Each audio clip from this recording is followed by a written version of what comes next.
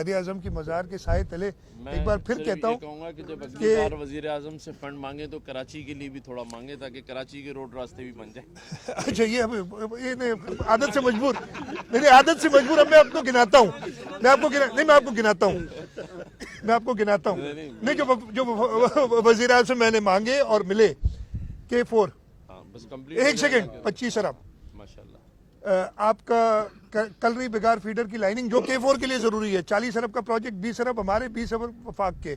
Site के road वो वजीर आजम साहब ने खुद 5-5.5 अरब के बढ़ के हो गया कितना। उसके अलावा PWD जो है गटर नाले बहुत बना रही है, वो अभी भी बना रही है, जो मेरा उस पर इतराज़ है, लेकिन अभी भी वो चल रहे हैं। इमरान खान से ले लिए थे, फिर वो इमरान खान को भी मैं कहता था यार छोड़ो इन चीज़ों को, कोई अच्छा काम करो इधर, और अभी भी वो चल रहा है। तो ये सारी चीज़ें तो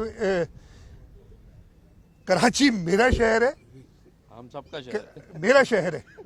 जैसे पूरे आप तो सिर्फ कराची को कहते हैं ना, आप सिंध के गवर्नर है मेरे भाई। मैंने आपने कहा मेरा शहर, मैंने कहा हम सबका शहर बिल्कुल है, मैंने कहा मेरा शहर हमारा है। अभी तो मैं बात कर रहा हूँ ना, मैं अपनी बात कर रहा हूँ।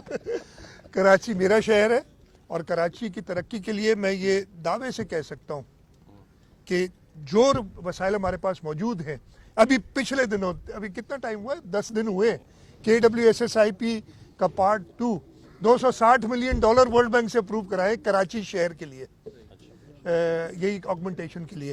तो ये मैं तो ये कहूँगा कि कभी मेरी तरफ से तो ऐसे कोई तफरुक पैदा नहीं किया गया पूरे सिंध की डेवलपमेंट के लिए।